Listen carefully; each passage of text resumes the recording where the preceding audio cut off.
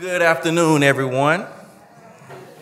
My name is Michael Noel, and I'm the representative who services the nationwide 457 program for Onslow County. So first of all, I want to thank you for your patience, as well as thank you for taking time out to come out and hear what we have to share with you. Real quickly, just a quick show of hands. Who in here is at least familiar with the term 457? Wow, this is a group of overachievers. Well, that's good. That's good to know. So I don't have to go into the spiel right now as to what the differences are between the 401k. But I've passed out a few items. But the most significant reason why we're here is for my colleague here, Tim O'Mara, to share some good information with you all about Social Security and healthcare costs and how those two worlds intersect. But you do have my contact information on that one-page flyer that I sent out. So I'm the local rep, as I mentioned. So if you do have any follow-up questions about anything that you hear today, as well as anything 457 related, please feel free to give me a buzz or shoot me an email, and I'll be happy to get back with you and answer those questions for you. So without further ado, I would like to introduce my partner here, Tim O'Mara. He's out of Charlotte, but our jobs are very different, but I'll let him share that with you. But nevertheless, Tim, take it away. Thank you, Michael. You guys can hear me okay? Like I mentioned, I got 3 kids, so I tend to get, and I coach, so I kind of tend to get a little loud. Anybody here familiar with Nationwide? You guys want to sing the jingle? It's good. My kids sing it all the time, like I mentioned, and then they think I hang out with Peyton Manning, who I've never met in my life, but they think like today, Peyton is with Michael and I, but I haven't met the guy yet. Hopefully we will. But my group at Nationwide is a little bit different. We're a massive insurance company. We do a lot of things. Just a side note, you're one of 3,400 counties that we work with across the United States. So in saying that, when we go and present on what we're going to offer for plan participants in the 457 or deferred comp, there's a lot more asks from people as far as county saying, hey, what else can you provide? So my job today is to do nothing except educate. There's not gonna be anything about product. There's nothing to sell around Social Security, right? But if you can see, what we call it is the choice of a lifetime. Because what it's going to do is work and function like a pension. So I'm not familiar, are there pensions set up here? As you retire, will there be a pension payment? So this would be a secondary function and pay just like the pension would. So what we want to do is make sure you get more and better information on Social Security and your choice than you actually get from the Social Security Administration. And as we go through this, what we're going to do is we're hopefully going to break down this complex issue, make it a little more streamlined. You are free to ask questions as we go on. I'll be checking in, but I want you to say the what-if scenarios. We're going to get, and if I tell you, hold that for when we get to the slides, we're going to go through a lot of different scenarios. Husband and wife, wife and husband, survivors, exes. So there's a lot of different scenarios that we will go through, and hopefully you'll see maybe something that you didn't know is you were eligible for, you will be eligible. We're going to cover these 3 things today. Again, talk about Social Security, why it's a choice of a lifetime. Remember, once you turn this on, it's with you for the rest of your life. So we want to make sure that you make the best decision. Anybody in here ever have buyer's remorse? Guys, raise your hands. I never pick on the ladies, but we've done something that we're like, that probably was not the best idea, decision, or why is it now collecting dust in my garage, right? So we want to make sure you understand once you choose Social Security, you only have that choice for 12 months. After that, you're stuck with it, right? And it's going to continue with you. So we're going to make the best possible decision. Social Security basics, what do they look at? What affects my check? How does age affect it? How does working affect it? When should I turn it on? How do I turn it on? All those different things. And then the last one is managing the discussion. What we're going to show you is an interactive tool that we have called the 360 Analyzer. Everybody in this room is going to get a different dollar amount down to the penny on their check, right? Because it's based on your individual work, how many quarters, how many years, and what you did. The problem is people go and say, well, what did you do when you elected Social Security? And that might not be the right way to do it. So what we want to do is take a step back and say, hey, let's do the math for you first. You give me your information, your number off your statement. What we'll do is we'll do a calculation, and then we take the calculation and put it into our 360 Analyzer. It looks at all the rules and filing status and say, hey, is there a strategy, okay? So you're going to be able to do your own personal assessment. And once you get the assessment back, you may do the exact same thing you were going to do, but now you have peace of mind and say, okay, I know this is what I wanted to do, what it looks like as far as the spreadsheet, this makes sense, I'm not leaving money on the table. So as we get started, What we want to do is say, a lot of people say, well, everyone that I know tells me that I have to take it at 62, or I should take it at 62 because that's the first access age. When we put up this chart, we just want to show you how many people are actually taking it at age 62. Now, as I go through these slides, they don't coincide with the book, but I'm going to refer to a page or two in the book as we go through. This is not in the book, but it's to show you that we have 33% taking it 62. Then the next group that we have are, we group some ages together, 62, 63, 64, and I'm sorry, 63, 64, and 65. Before the first age that is deemed full retirement age by Social Security. Now, some of us in the room are going to have full retirement ages at 66, some between 66 and 67, and then others at 67. When I say full retirement age, that is the point and your age where you actually get 100% of your check. So if I don't get 100% till 66 or 67, but they let me take it early, there's going to be a reduction, right? Now you're going to get the check early, and I'm going to show you the percentages, but just understand you're going to get it you're going to have a reduction on that check if you take it early. But what if I did not take it at full retirement age, and I waited all the way till the last age I can defer to, which is 70? Well, just like we mentioned, it will be less if you take it early, but guess what? It increases over 100% if you wait all the way till 70. So based on the chart, people say, Tim, how do I get the biggest Social Security check possible? I say, well, based on the math, wait till you're how old? How many people do that? What this chart tells me is 96% of the folks say, you're crazy, right? And my job is not to tell you you're doing anything wrong if you don't wait to 70. That is not my job. But has anyone looked at a Social Security statement in the last few months or seen your statement at all? Anybody know how many ages or calculations they do for you? Only 3. They do 62, jump to the middle whenever you're at 100%, and then jump all the way to 70. What happened to all the other ages? They don't put it on the statement. So what we're going to do is say, hey, give me the number off of your statement, which this is what you get at 100%. We'll reduce it and show you 62, 3, 4, all the way through 70.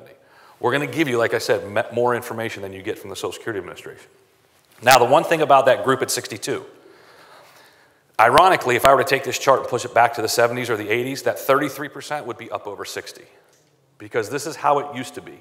Didn't matter where you worked at, public sector, private sector. Didn't matter if you were at a grocery store, if you were at a bank, car dealership, or like I grew up outside of Pittsburgh, if you went to the steel mill right out of high school. Once you put your 25 to 30 years in, you had at least 2 things when you retired. First one was pension. Second was, as a retiree, they would say, hey, why don't you just keep the health care for as long as you're around? Now, it's way better in the public sector as far as if you retire before the age of 65, you guys have a much better plan in place than if you're in the private sector. In the private sector, I don't care if it's small, medium, large, international companies, only 15% of employers say, hey, if you retire before 65, you can keep your health care. So what does that mean? 85% of people, if they say, Tim, I'm going to take my check at 62, and I say, well, are you going to stop working? And they say, yes, guess what my next question is? How are you paying for health care for 3 years? People are like, oh, well, I can pay out of pocket. Any idea what it costs a healthy 60-year-old? $1,200 to $1,500 a month. That, I'm not saying it's going to derail because you guys have some things in place that are much better than other places, but that 33% every single year is shrinking and shrinking and shrinking. And then the next group over, the 22%, because what magic age is in there? Medicare at 65. People have to bridge that gap. If I quit nationwide at 62, guess what I have to do for myself and my wife for 3 years? Pay out of pocket. That's probably not going to happen because it's just going to be so expensive. So the first thing that we talk about is the healthcare hurdle. Are you covered if you can get to 65? And then can you take Medicare, which is the second thing we talk about. Can you have Medicare built in to help you and reduce the cost? Or from what I understand, Medicare actually, your own plan is actually better and Medicare supports that. And we'll talk about that in the second session. So the next thing people say is, okay, well, let's go back. I got the health care thing covered. Or someone says, well, I didn't know about that healthcare thing, so what I'm going to do now, I'm not going to retire at 62, I'm going to retire at 65. But you told me I could take my check at 62. So I'm going to take my check at 62 and keep working. Good plan or bad plan? It's bad. There's a little thing out there called the earnings test not a lot of people know about.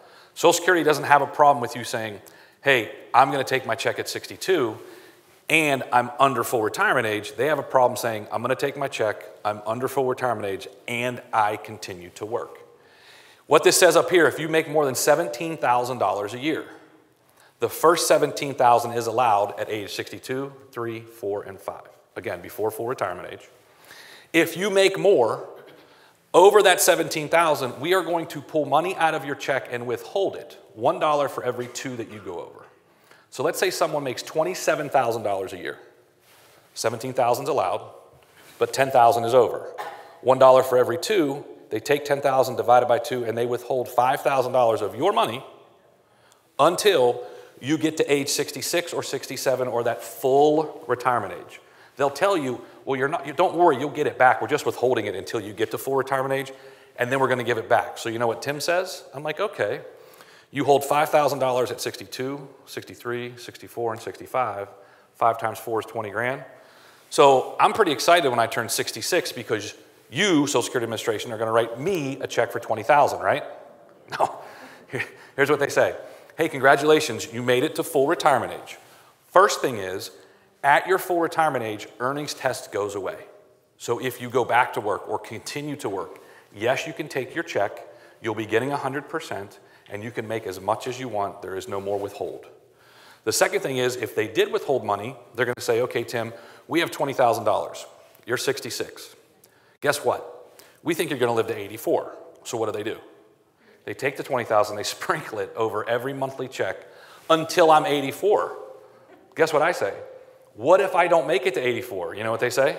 We don't care. Because if you don't make it, we're just going to take it, put it back in the pot to help pay everybody else. So again, it's not a problem if you take it early, under full retirement age, but if you're going to continue to work, understand that that $17,000 is in play until full retirement age, and then after full retirement age, it goes away, okay?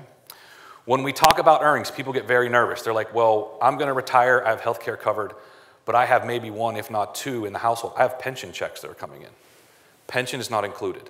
This is just W-2 wages. So if you continue to work, W-2 wages, 1099 contract employees, or if you have a small business and you're paying back into the FICA tax, then you're going to be subject to that $17,000. There are 2 things that will always, always, always reduce your check: age and earnings before full retirement age. At full retirement age, both those things go away because you're at 100% and there is no more earnings. Any questions on the earnings test at all? Okay, so let's talk about the basics. When we go and talk to Social Security, we call, and when we talk today, this is what I use, we're going to talk about how much is my check? What am I getting per month? What does my check look like? So you call Social Security and say, hey, can you tell me what my check is going to be? Do you know what they say to you? Let me look up your primary insurance amount. You're like, whoa, don't want insurance? Don't need insurance? I didn't call you for insurance. But this is their terminology on our benefit. It's called your primary insurance amount. Now, to qualify for a Social Security check, you must have worked a minimum of 40 quarters. It doesn't have to be in a row. You could work for half a year, that's 2 quarters, take a break, come back, work for 5 years. So now you have 20 quarters and keep adding. Once you get a total of 40 quarters paid in, you are due a Social Security check. Well, people say, well, 40 quarters or 10 years, I worked a lot more than that. So are they just handpicking? Are they taking my last 10? Are they taking my best 10? Or is it like a pension calculation, just like my last 5, highest 5? Once you qualify with the 40 quarters or 10 years, it goes away. Now what they do to do your actual monthly calculation, which might be a little bit hard to see up here, but they go and they look at your highest 35 years of earnings. Now, when I first heard this, I'm like, oh, crap, because I delivered pizzas in '88, right? That's part of my 35. I got to keep working to get that thing out because every year we work, we keep adding and building. So if I have 35 right now and I add another year, it's going to push the worst one out. They're always going to take your best 35. Everything that you made 10, 15, 20 years ago, they take that dollar amount and then they inflate it to what it would look like in today's dollars. So they inflate it for you. That's going to give you what they call your primary insurance amount, or how much you're going to get when you turn full retirement age at 100%. Now, in saying that, a lot of people are like, so they take the highest 35? I can't imagine what a movie star, a brain surgeon, an attorney, CEOs, all these people make a lot of money. Their Social Security checks must be huge, right? No, because here's what happens. Social Security is only taxed up to $128,000. So the way it works, they tax the employer, they pay in for you, they tax the employee, you pay in up to $128,000. After that, no one pays in. So if I have someone that's made $128,000 for 35 years, they've maxed out every single year. The next person that files has made $1.28 million for 35 years, 10 times more. Guess what their checks are? Identical. Because once you hit the 128, you go off the books. They don't care how much you make, they don't even look at it. You've maxed out, you've paid in enough, so you're done. So if we only tax to a certain level, we can only pay out to a certain level. For a 66-year-old person walking into Social Security this year, the biggest possible check is $2,788. That's it. There are no $5,000, $10,000 checks running around. Now, if that person chooses not to take it this year, it will grow. 2 years, it will grow. If someone has started their Social Security, I know you look probably are saying, well, I have relatives or people I know that are getting more than $2,700. They've started in the past. And then what do they do to everybody's check when they do a pay raise? They do the cost of living adjustment, right? So they come out and they say, we're not going to give everybody $5 more or $10 more a month. We're going to raise it based on the percentage. So a lot of people still say, why should I delay 1 or 2 years? Well, I'm going to show you the percentages, but if you're down here and you take it early and someone else waits a couple years and they're up here, and this person gets a 2% raise and you get a 2% raise, who's getting more money? This person, right? Because the base is bigger. So always remember how cost of living will affect it as well. Has anyone, yes, sir? I got a question. You keep on saying you maxed out at 66. I was always told that my age group, it was 65 and a half. When were you born? I was born in 1954. I'll show you the chart. Yeah, the chart's in it. That's what's going to be on page 9 when I get through this right here, and we'll go over that. So if you have not looked at your Social Security statement, has anyone ever gone online and turned on their Social Security account, the online account? If you have not, and I'm seriously not doing this to scare you, but just understand, remember how every one of us used to get Social Security statements every single year, and don't lie, we all threw them away because we didn't really care back then? And then when they stopped sending them, everybody's like, oh man, you got to at least send it to me so I can throw it away, right? But they stopped, and they didn't really tell everybody, and they went, and everyone with a Social Security account that is working, they created an online account for you. So if you have not seen it or gone to it, if you go to ssa.gov, so socialsecurityadministration.gov/myaccount, everybody in the room has an account there. The problem is, we all heard about the Equifax breach last year, all that data, everything. There's another breach like every month, every 2 months. The problem is when we got trained by the Social Security Administration in Columbus, guess where they told us one of the first places people go to steal your identity? www.ssa.gov, because people they don't even realize there's an account there that's dormant. So if they have information that they can answer about you, they have the possibility to go in and say, okay, I'm going to create a username and password, now you're blocked out. It's not so detrimental for us because we're not taking the checks yet, but if you have relatives, neighbors, family members, whatever, and they are older getting a Social Security check and they have not turned theirs on, like my parents, mom and dad, 2 Social Security checks, it gets automatically deposited into the account, right? They've never turned on their online account, someone else goes in, answers questions, locks them out of the account, they have a username and password. What do they do with those 2 checks now? They can now send them somewhere else where once it hits that account, it vanishes. That money just starts spinning all the way around. So again, if you haven't looked at your online account, please do so. ssa.gov/myaccount. Any questions on primary insurance amount at all? All right, let's talk about full retirement age. So you said that you were born in 54. Based on the chart, your full retirement age is actually still 66. From 43 to 54, 66 is your full retirement age. And remember, when I say full, that means 100. Now, if you were born from 55 through 59, they do this quirky migration. So 55 is 66 and 2, and then they migrate out. Anyone born after 1960, your full or 100% year is at age 67, okay?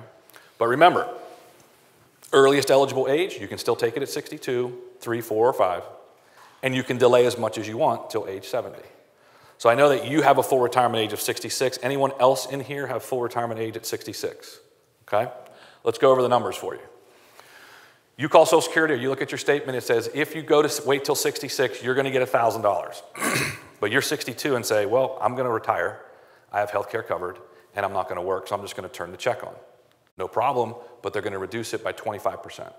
So it's not $1,000, it's $750. If you say, well, I'm not going to retire at 62, I'm going to retire at 63, well, it's not 75, now you get 80% of it. And then you get 86, and then it goes to 93. What does not happen based on this chart is if you start at 62, they do not give you a pay raise to 80, right? They don't go from 75 to 80 to 86 to 93. Whatever year you elect, the rest of the chart falls away. The only way that our checks go up is they do that cost of living that I explained and give everybody a raise. So we get to 66, hey, I get 100%. But what if I wait? Well, the biggest increases per year happen after full retirement age. They will increase it at an 8% clip every year until you're 70. So based on the chart, Tim, how do I get the biggest check? Well, I can get you a check that's 132% of what it says. You get 100 at 66, you wait 4 more years, you're going to get 32%, it's a 132% check. Sounds good, right? But remember the chart I showed you? How many people really wait till 70? Not that many. What Nationwide is more concerned about, from 75 all the way up through the 132, that's an increase of over 70%. Now, there's a lot of ages up there, right? But again, what does Social Security give you? They give you 62, then they give you full, then they give you 70. What about the ones in between? We map every single year out for you so you can see the increases, because maybe it is, hey, you know what? I really can't retire at 62 because I have a spouse who may be younger than me, or we both want to get to 65, so we're going to do that. So I may have to work to 67. There's a lot of different reasons why. I may need a couple more years to max out on pension, whatever that might be. We just give you a better view of what your numbers look like. So that's for our folks who are 66. Who in here has a full retirement age of 67 like myself? Anyone? All right, bad news for you. I'm just kidding. It's not that bad. It's just not as good. Now, they said 66-year-olds, you get 100%. Then they said, okay, for a 67-year-old, you get 100%. So they moved us out a year, right? But guess what they didn't change?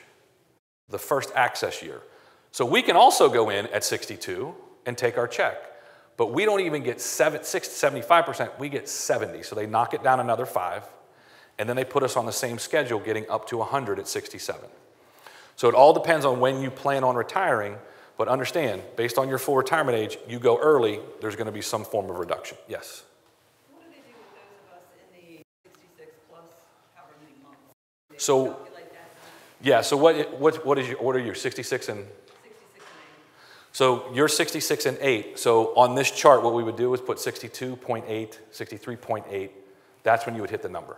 So you can't really go in at 62, but you can go in at 62.8. Does that make sense? So it's just a little decimal point in the months after that. Right?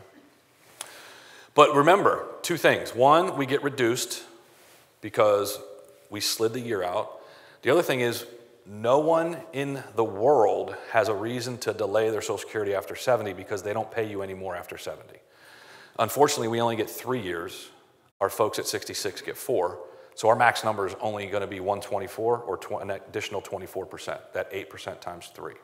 Okay? Problem is, though, we still have over 70% from top to bottom. That is a massive number. So when we run these, we're running them, number 1, just to see all your ages. We haven't even gotten into the strategies yet. We haven't even looked at, well, what do we do if we're married, or what if I'm divorced or a survivor? So this is just pure numbers and saying, okay, what's the best plan for you? So just to recap, PIA, how much am I going to get per month, right? This is 100%, then we have to stretch it over the graph, which is what we do here, and this is the graph that you see. Any questions on those 2, PIA or full retirement age at all?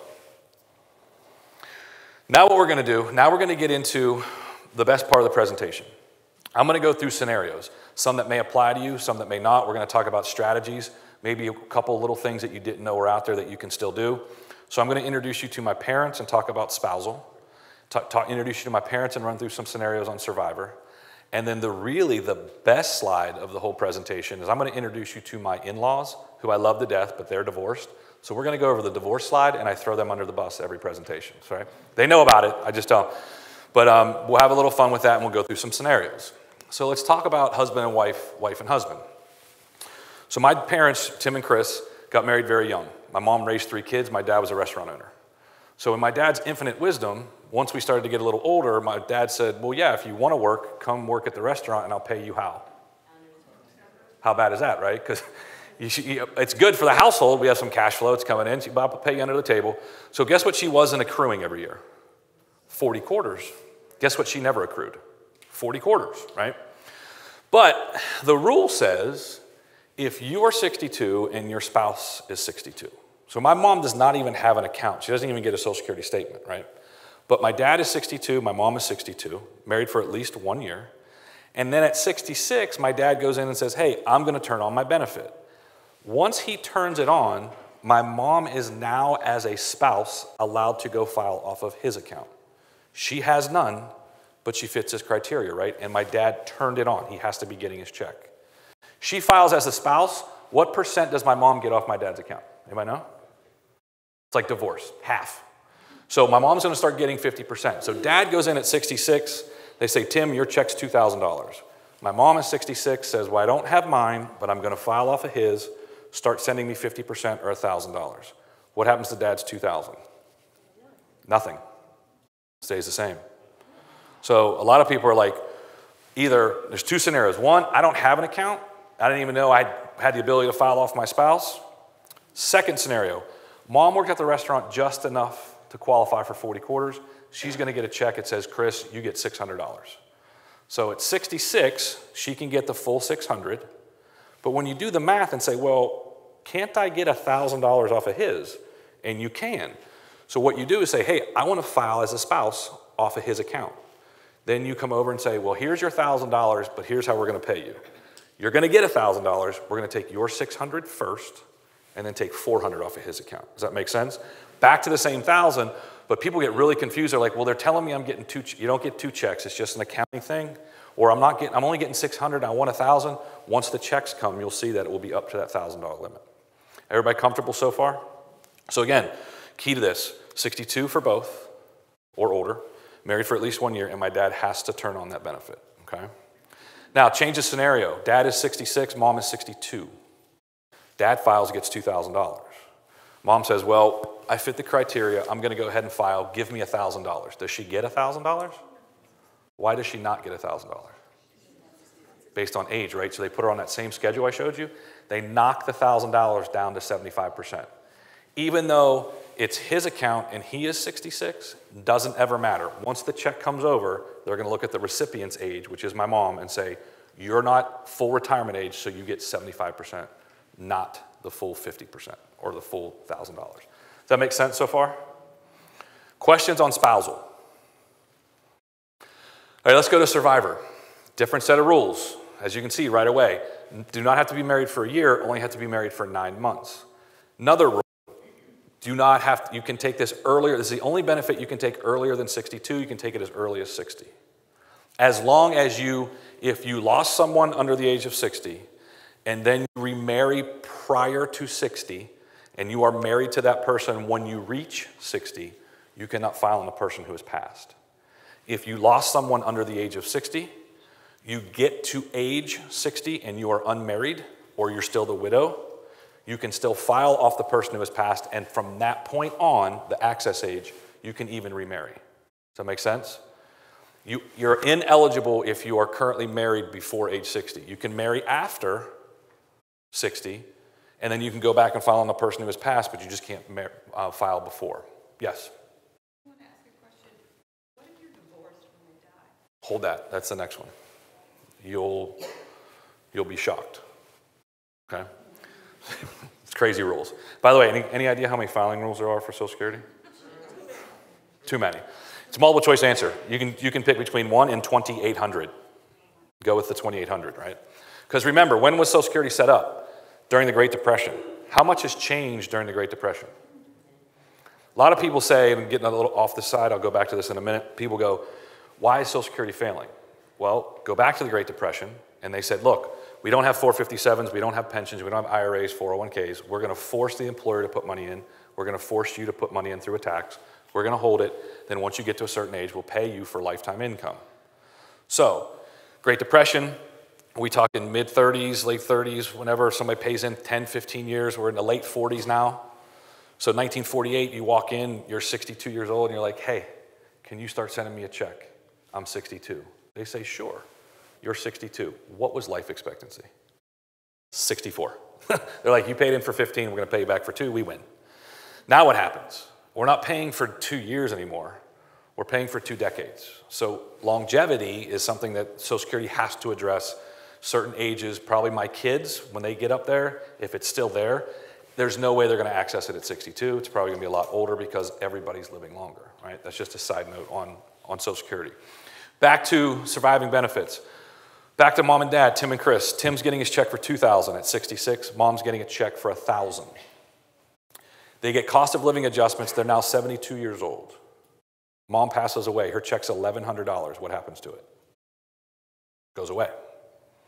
Dad retains the bigger of the 2 checks.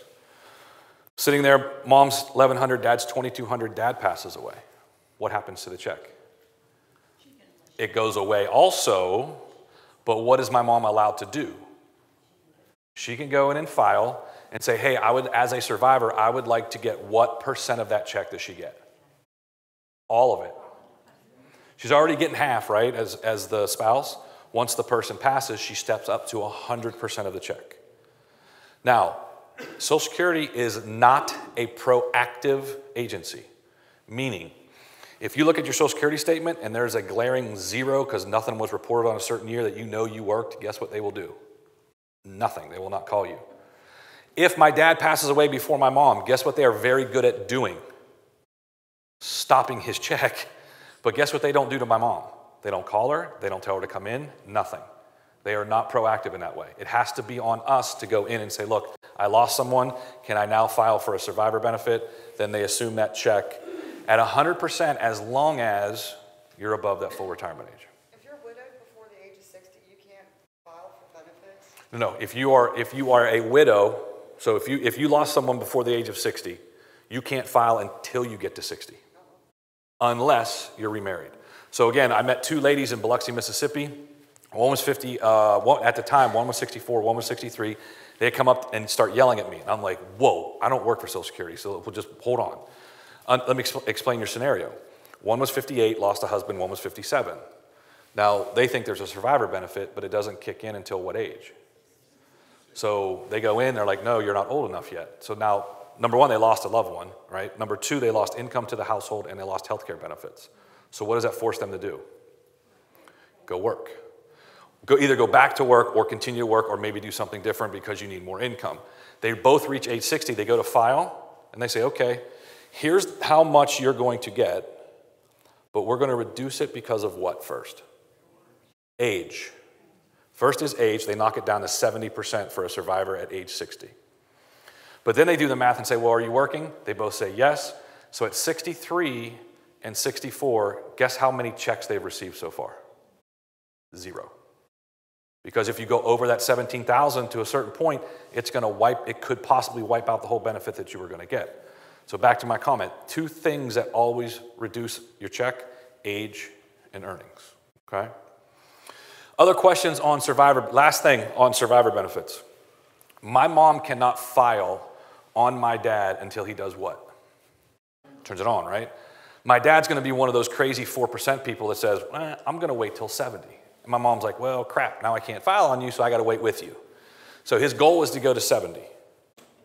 He dies at 69, never took a check. What does she get now? Well, she doesn't have one.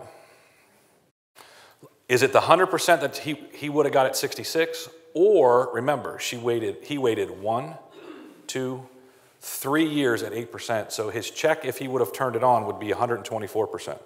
Does she get the 100 or the 124? 124, actually. She gets all the delayed credits as if it were already coming to him. She can go in and ask for that higher check. The same plan would be in place. But again, if my dad never took a check and he passed, it's on my mom to go in and file. They will not call her and say, hey, do you want us to send you the check for $124,000? It just doesn't happen, okay? Any other questions on survivor benefits? Let's go to the last scenario, divorced. Again, introduce you to my in-laws. Similar scenario to my parents. They got married young. My father-in-law was a dentist in the Army, so they traveled around a lot. My mother-in-law raised 2 girls. They were married for 16 years, divorced. My mother-in-law never remarried. My mother-in-law never got her whole 40 quarters, but she was married to my father-in-law for 10 years or more. And when I say 10 years, you must produce the marriage certificate and the divorce decree. And they go and they flip through the calendar and they say here to here. Do not look at it and say we were married in April of 88 and divorced in April of 89, because guess what that is not. It's what happened to the lady in Atlanta. She goes, I was married for 9 years, 11 months, and 3 weeks. She missed it by 6 days. Nothing. So again, looking at the calendar, produce marriage certificate, divorce decree, 10 years or more, automatically you're eligible to file on your ex once you are both 62 or older, okay? So my father-in-law, who is a little bit older than my mother-in-law, he goes in, he files at 66. For numbers, I keep it the same. He gets $2,000. My mother-in-law is sitting there going, well, I'm eligible, so why don't I go in? I turned 66.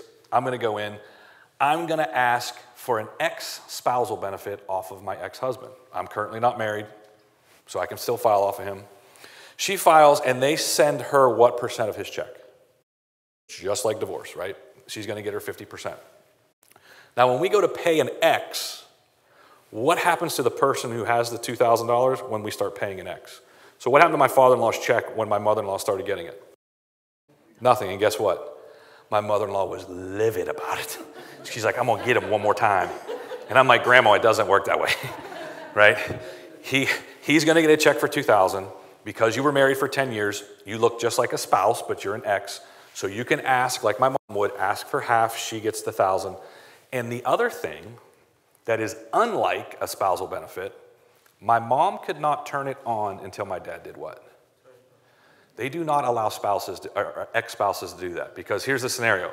My father-in-law's sitting there, he's like, I'm going to go and file for my Social Security. Oh, but wait a minute. If she cannot file on mine as an ex until I turn mine on, guess what I'm going to do? I'm not going to wait. I'm not going to turn it on, right? So they don't let you control the ex by accessing that.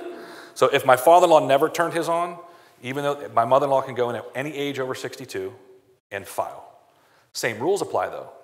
If she was supposed to get $1,000 at 66, but she is 62, what do we do to the check?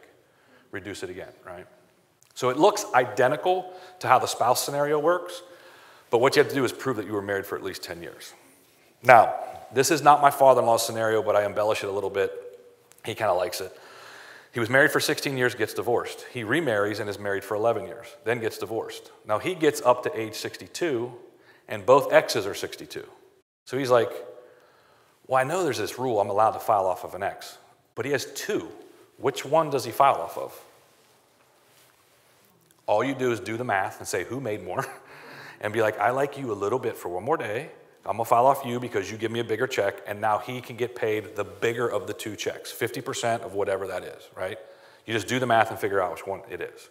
Now, here's the irony of that. He's sitting there trying to figure out which one. You can't file off of 2. He's trying to figure out which one to file off of. But what can each ex do to his account? They can each file for 50%. So he never files on an ex. He is 66. He goes and gets his check. He gets 100%. Ex number 1 says, well, I'm 66 years old. Here's a marriage certificate, divorce decree. I'm going to file. They pay her what percent? Half, right? So 100 to him, 50 to her. Second ex says, well, I was married to him for 10 years or more. I'm 66 years old. I want to file off of his account, so what do they pay her? So now we're at 200%. Guess what my father-in-law does? He marries his 65-year-old girlfriend. What does she become after 1 year? Spouse. How much can a spouse ask for off of somebody? 50%, right? So 100 to him, 50 to the spouse, 50 to one ex, 50 to the other. That's 250%. Crazy rules, right? But no one is doing anything wrong. You ask my mother-in-law, she's like, I should get paid something for hanging out with him for 16 years, right? And I agree with her totally. But guess what happens when my father-in-law passes away? As the spouse, you go from 50% to what? Guess who else? Both go to 100%. So we went from 250, lost a person, and went up to 300. So back to the ex-spouse, the question you had. If you were married for at least 10 years, okay, and that person, you were married for 10 years, and you are unmarried and you hit age 62, you have the ability to go and file on that person as a survivor, as long as you are not married. All of the X stuff, if you are married, there's no way you can file off of an X if you are currently married. It just doesn't work that way. You are actually the spouse, okay? Did I answer your question? Or do I need? What other crazy questions do you have about any of these scenarios? So if her husband dies, then she could go file over him? Yes. She would go up higher? Yes. Depending on the numbers, but yeah, you could. Or she marries and then her husband dies, but her ex makes more money. She can file. Well, let me put the brakes on. If she remarried before the age of 60 and is currently married, because she remarried before the access age of 60, right? So if she got married at 59 or whoever got married at 59 and you're currently married, you can't go back. But if she was married for 10 years or more, remarries, is currently married, and then that person passes, it's almost like the two X's. You have two survivor benefits, you just see which one is bigger. Because for a survivor, you only have to be married for 9 months. Don't get any ideas about getting a bunch of 9-month marriages either. I had somebody say that. Well, how many 9-month marriages can you get? I'm like, I don't know. Before you get put in jail, I'm not sure. If people keep disappearing, I have no idea, right? Other filing rules, yes. What if you're 62 and can you file off your ex-husband until you get to full age and it not mess up your own? I'm going to say yes, but two things happen. Yes, based on your age, right? Most of us in the room don't qualify, but you can still, because there's a rule that is in place that you have to be born before January 1st of 54. So there's a window of folks that can still do it, but they're looking at possibly throwing that age break out. So I'm going to say it could be possible based on age, but here's the other problem. So go back to my mom. My mom says, well, at 62, I can get $500. My husband's already turned his on. So what I'm going to do is I'm going to go ask for that check over there to be $1,000, and then they reduce it based on age. So it would be $750 off of her husband or off my dad, or $500 on her own. This is your scenario, right? So I'm going to take the $750 on the premise that my $500 is going to do what till I'm 70? Grow all the way up to that 70-some% increase. The fact that you took a check before full retirement age, you're affecting how your account rolls up. So could it be higher? Yes, but you're never going to be at the full amount because Social Security looks very, very, very down on anybody that takes a check for a strategy purpose. They look at you badly and adversely rolling you up because you took something before your full retirement age. Does that help? Any other questions before we jump into the kit? Yes, sir. When does it balance out? We're trying to figure out when is the best time to draw Social Security. But if you draw it at 62, and then you say someone should wait till 70, but I drew 12 checks since 62 to 70. When does that? So I'll give you the biggest thing, and we asked this on our questionnaire. The biggest thing for break even is all based on what I mentioned already, longevity. If you tell me, because we asked you on our questionnaire, tell me what you think your life expectancy is. I know we don't know it, but if you go off of either your current health or family history and say, Tim, no one in my family's made it past 75, I don't care about any strategy. You know what I want to do? I want to get you paid as quick as possible up to that point, and I hope you live way past it. You'll just miss out on some lifetime income. Now, back to your question about break even. This is a scenario I use. There's 3 brothers. They're triplets, so they're all the same age. They work at the same exact company business. They have the exact same earnings history for 35 years. First one goes in at 62, starts taking the check at 75%, puts it in a drawer. We're not talking about taking money and going and invest it and all that. He just puts it in a drawer, lets it start to accumulate. Second brother comes in at 66. First brother started at 75%, he's starting at 100%, right? So his checks are bigger, so at some point he's got to catch up on that 4 years. That takes 12 years to do. So from 66 up until 78, brother number 1 has more money. From 78 on, though, brother's checks are bigger, so brother 2 is now putting more money in the drawer. Everybody good with that so far? Who are we left with, though? Brother number 3 that waits till 70. Now, he's trying to catch up on somebody that's been taking checks for 8 years, and someone's been taking checks for 4 more, but his checks are maxed out at 132%. For him to catch up, it takes 13 years, so not until he's 83. So see why I don't sit there and say you guys have to wait till you're 70? Because only way to catch up is if you tell me I'm guarantee I'm going to live to 90, which no one in this room can say, right? I hope we all do. But that's why, does that answer your question? So in your mind, if you say I wait the first 4 years, it'll take 12. If I wait all the way to 70, it's going to take 13. So in your mind, use 78 and 83. But a lot of people are like, I have no idea. So I'm more concerned about go back, understand the reduction on age, make sure you have health care covered, right, before 65, and make sure you don't have to go back to work. Those are bigger issues than doing the math, because we can do the math for you. And then the crapshoot is, I don't know how long you're going to live. If I'd rather be wrong and get you less lifetime money than make you wait till 70, right? And then guess what happens? You're gone at 75 or 76. Because now you have missed out. Your household has missed out on money. Okay? Any other questions? Yes, in the back. Say my husband is Social Security, and I want to get Social Security, but not my full retirement age, like a year early. Can I take mine, or can I see, would I get half of his and not get mine? How would that work? You can. It's the same scenario as her. You can go in, but you said you're not going to wait till full retirement age? Right. So there's going to be let's say 65. Is that good? Let's say you take it at 65. So you're going to get 93% of his half. And that's the thing. Remember, spousal was only half. Now, we will do the math for you, though, and say, okay, even though you're going to get 93% of the half, what is your own account? Even if you get reduced, what is your own account going to grow to? Because the numbers will probably say your account will be bigger. You just have to be happy with taking the smaller check and waiting to 70. A lot of people say, that's not me. Oh, no, I don't want to wait till 70 till my full retirement age. Oh, just 1 year? Yeah. You can, but we'll do the math. But you won't get 100% though, because remember, you triggered a check before full retirement age. They look down on that. Any other questions? All right, do me a favor. Can you guys open up the Social Security booklet and jump all the way to the back folder? Anybody not have one? Raise your hand. Anybody need one? If you go all the way to the back folder, where did I put the clicker? You need one? You should see a set of pages. The first thing you see has got a staple up in the corner, and it looks like this. It says, make an informed Social Security decision.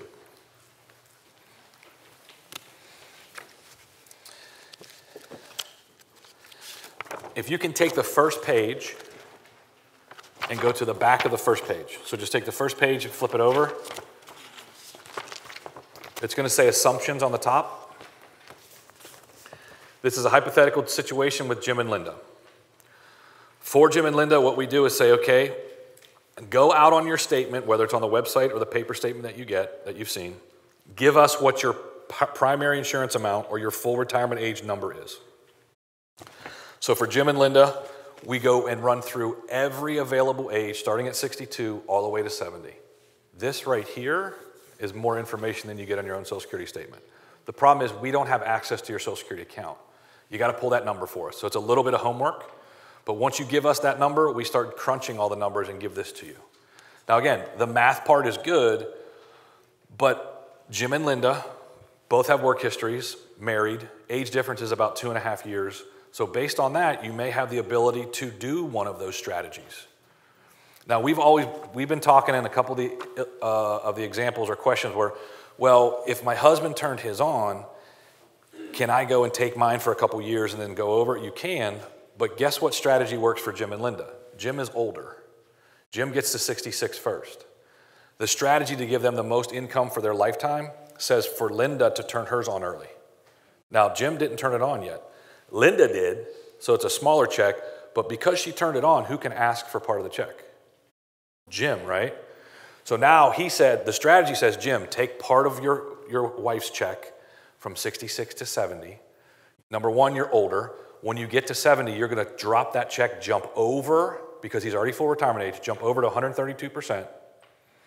Then you're going to get pay raises, and chances are he's going to predecease her. So what does she get to step into when he passes? The biggest possible check. Now, the reason that works that way, Jim says, because we ask you, what do you think your life expectancy is? Jim says 85, Linda says 88. If they would have said 75, guess what we show them? You take it at 62, you take it at 62. Just get paid. This is not, we're giving you suggestions. This is not like and again, it's going to be a personal choice. We are not telling you you're doing anything wrong. If you ever ask Social Security to strategize with you, guess what they're going to do? Say, get out of the seat, leave. All I'm here to do is get you, do you want to check? Oh, I don't want to check. Well, then get out, because I got like 400 people to see, and my phone's ringing off the hook, right? They don't do this type of strategy for you. So back to the illustration. Jim, how long are you going to live? 85. Linda, how long are you going to live? 88. So then what we do, you flip the page over, you'll see the bar graph. Looks like this. We give you not one, not two, we give you actually 4 scenarios. There's more, but we're taking the best ones based on what we see here. The black line represents the strategy I just told you. Linda, turn yours on early at 63 and a half. Jim, you're 66, take half, wait till you're 70. But you gotta tell me that you're living past a certain age, 85 and 88 work. The biggest lifetime income when we start to pay checks until the last check goes to Linda when she's 88, that's the strategy I just explained in the black line. But Jim and Linda say, well, it sounds good, I'm not real comfortable with it. Show me something where we can turn checks on a little bit earlier. Okay, look at the orange strategy. We're turning checks on earlier, it may not be a spousal, but the lifetime income goes down, but guess what I just gave Jim and Linda? I gave you peace of mind. You're comfortable, right? If you don't like that scenario, we give you turquoise, and if you don't like that one, you look at gray. So that sounds good, right? But you gotta tell me what these strategies are. Take this page here, flip it over again. You're gonna have a page that looks like this. Has a bar graph with more bars on it. On the top, it says Jim, and it says Linda. So we actually tell you what you can go tell the Social Security Administration you wanna do. For Jim, file restricted, which means file off your wife. Application for only your spousal benefit based on Linda's earnings. So Linda goes in, and when you see Linda, it says file standard application at 63 and 5 months. So she goes in under full retirement age, opens her account up. That lets Jim do what? File for half. He is going to take that check until he turns 70, drop it, and then go get the bigger one. So we actually map it out for you. Once again, they're like, I don't really like that. Well, as you go through the rest of the report, we're going to tell you exactly what you can do to execute on whatever strategy you want. Then we ask you the second most important question. This is Retirement Planning 101. You heard a lot of stuff about your retirement plan here through Prudential, right? 457 may be there or not. The second biggest part is Social Security. Am I going to get a pension? Yep, I'm going to get a pension, and that's going to be a consistent income stream. Social Security, I'm going to get a consistent income stream. Because how does it work right now? Right now we work, we get paychecks, we take paychecks, and we do what? Pay what? When we stop working, what stops? What doesn't stop? But you get income in different forms, pension, Social Security, and savings. The first step we want to show you is say, okay, I just showed you a strategy that says, Linda, turn yours on, Jim, you take half, and then wait till you're 70. Can you put that on paper for me? Flip to the next page. The strategy that we tell Jim and Linda to do, we actually show you the numbers. When Jim turns on a check, if you look under Jim's column, it says spousal or retirement. Retirement is his own check, spousal is off the spouse. Linda has the same 2 columns. Is she taking her own check or off the spouse? What we then do is just show you how the income flows over to Jim and Linda. I told you the second most important question we ask. Retirement Planning 101. Jim, Linda, tell me how much income you need to operate your household when the checks stop. So how much do you need from pension, Social Security, savings? They said we need $60,000. All right, to live the lifestyle they want, they need $60,000. What we do is show them when the checks start, where the checks come from, and how much it covers the red, which is $60,000. Point to this. Does the red ever go away? So Social Security is never enough based on what most people need in retirement to be your only stream of income in retirement. But it's going to be a big part of it. Do you want to max it out? Do you want to enhance it a little bit? Look at the 4 strategies that we showed you and see if it ever does that for you. Does that make sense? So whatever number you tell us you need, we're going to put it over here. Then we're going to show you how those checks, whether it's just yours or whether it's off a spouse or off an ex or as a survivor, we do all of those scenarios on the questionnaire. If you do me a favor and go back into the kit, I want to show you the questionnaire and then answer questions real quick. So our questionnaire for Social Security, whoops. You have 3 blank questionnaires. okay? If you had someone, and we still have Social Security kits left, right? If you guys are going back to a different department and you want to take either a kit back or a couple kits back, or if you get back and someone says, how was it? Like, well, it was great. Nationwide can do this really cool Social Security thing. These are just blank. You can have them hand them one, and they can fill it out. How do you get it back to us? Up in the right-hand corner, there's an email address. You can scan it and email it, or you can fax it. We have a dedicated desk to answer questions just on Social Security analysis. You can call that number and say, hey, I have a couple questions. How do I fill this out? Can you help me? It'll take us about 3 days. Then we get the report back to you, and then you can call back again. We're going to ask you, do you want to set up an appointment just to talk? Because again, we're not selling you anything. We're just walking you through all the numbers. The rest of it's pretty self-explanatory. Your information and how we can get the report back to you. Then we're going to ask about your information on your work history. A couple other things we ask, did you ever work at an entity that did not pay into Social Security? If you did, but you have a pension coming from that entity, it's called a windfall elimination provision. So we get a lot of fire, police, government employees that say, hey, the entity I worked for 15 years never paid into Social Security. So you look at your statement from Social Security, it'll say you made this much, paid in 0, you did that for 15 years, but I'm qualifying for this pension to come out from that group. Now, you worked enough for Social Security, also get a Social Security check. Guess what Social Security does? They match those two up and they reduce your Social Security check based on that pension. That's called windfall elimination. We do that analysis. Please don't worry about it. So your information goes on the front. If you are married, spouse goes on the back. If you're widowed, there's questions, and if you are divorced. After that, the same report that you are holding in your hand, we will do the same exact thing based on your personal situation. We give you 3 blank ones. You go, when I said, what do you think your life expectancy is, there was a number that popped into your mind. Now, if I tell you that it's not over a certain age and you want to take it early, then you're going to go with early, but there's a what if. Well, what if I do make it to 80? Put a different age down, let us run it twice for you. Do one at 75, do one at 80.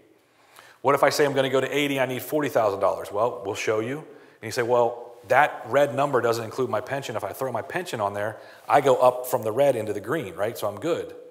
Well, do you want to raise your income from 40 to 50? Do that. We'll run these as many times as you guys need us to do to give you peace of mind, okay? What questions do you have for me on the Social Security information that we went over? None? I will be here after if you, yeah, go ahead. If I decide to retire at 62, I don't have to flip mine to get my Social Security payment until 65. I have to flip the switch until then?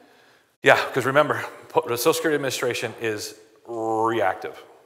When you turn 62 and you retire and you start getting your pension and you start having fun in retirement and everything, and you're not taking their check, guess what they do? Nothing. Like, they don't care. They're not going to tell you and say, hey, do you want us to send you a check?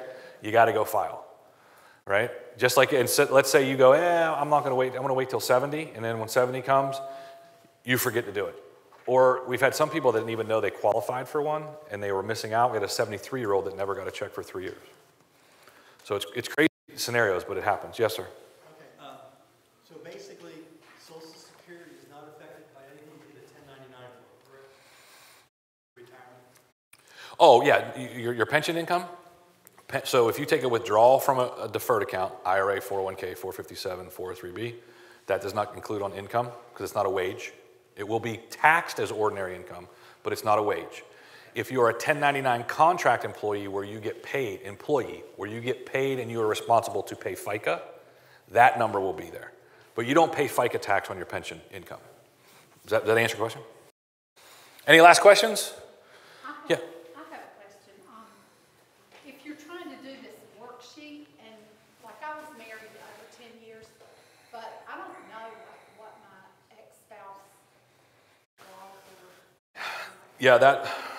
Do you just go to? Do you have the Social Security number from off either the marriage certificate or divorce decree? I have the marriage certificate. You can make an appointment, call and make an appointment, say, hey, I need to get the numbers. I was married for more than 10 years. They're going to ask you for that info, right? Because you can't just call up and say, I was married to Tim for more than 10 years. Can you tell me what I get?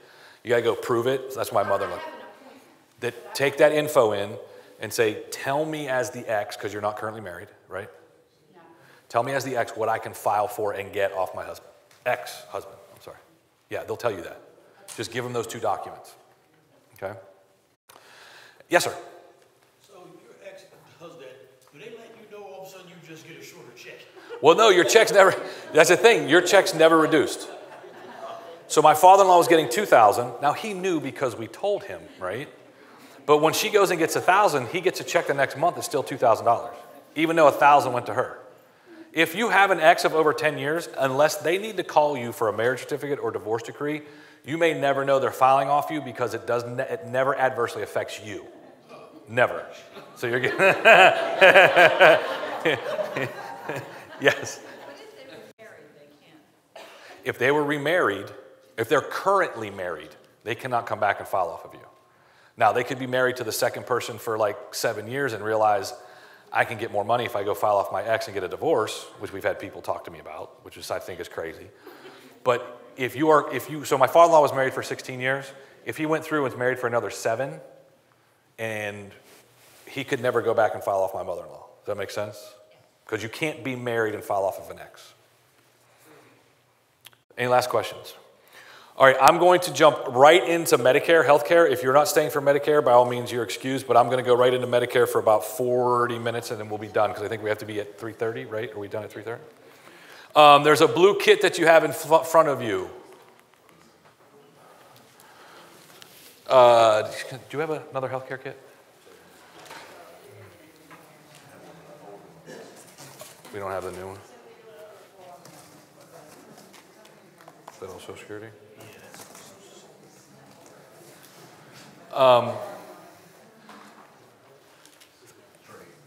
Anybody have a Medicare or a Medicare kit I could borrow real quick? Can I use yours? Do me a favor. To start the program, if you can jump all the way to the back, I want you to grab the first piece in the folder that you see. I'll give it back to you. What it says is make the most of your Medicare choices. Everybody see that? It should be the first thing in the folder. It's a trifold, so if you can take it and open it up and then up again.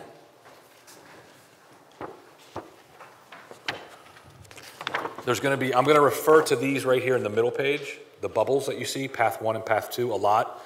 A lot of people I notice when I go over it, they take notes right on this page, so if you want to take notes, when I go over it, you can do that. And then the other thing is if you take the flap and go back one time, this explains the entry. I'm going to talk a lot about the entry age of Medicare. Okay, so this piece is a good thing if you want to take notes to go ahead. So because we did Social Security, I'm going to jump through a couple of these things so we can cut down on time. Retirement Income Challenge. I already mentioned why it's different, right?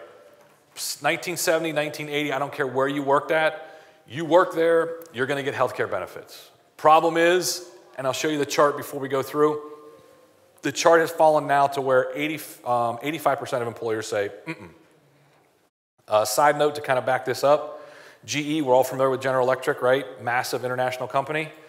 A ton of retirees over the age of 65. In October of 2013, everyone over the age of 70 that was a retiree on GE's retirement plan got a letter. Guess what it said? We're dropping you. Right? Now, understand, it sounds awful, but GE was actually paying for that as a benefit. They don't have to. It's voluntary for the company. They don't have to because anyone over the age of 65 can go sign up for what? Medicare. But more and more companies are doing that. What I'm going to do, let me jump through this chart. Now, the other thing is, I'm just going to go straight to, whoops. Let's talk about what and how Medicare works. Okay, has anybody helped anyone sign up for Medicare or talk to Medicare.gov or anything like that? It's confusing.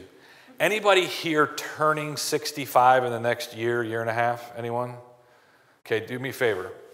About 5 months before, unless you guys are already there, go to Home Depot or Lowe's and buy one of those Rubbermaid bins that are about this high and about that big and stick it by your front door.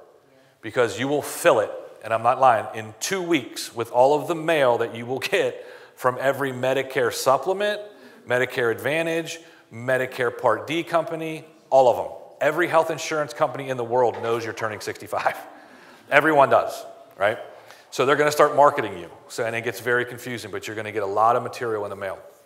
What I want to do is I want to simplify that and let you understand what you have to do And then also want to clarify based how the benefit works here, because it's a kind of unique one, which is better.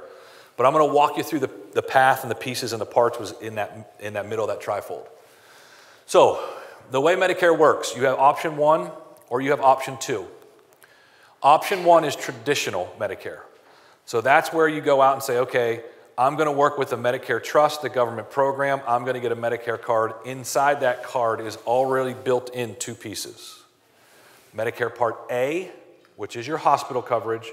Medicare Part B, which is going to the doctor or any outpatient services. So what you can see on that trifold is there's a circle. Medicare Part A, you can jot down hospital. B is doctor coverage. So the way it works for my dad, he goes to the hospital, he puts down his Medicare card, he runs up a bill. They send that bill up to Medicare Part A.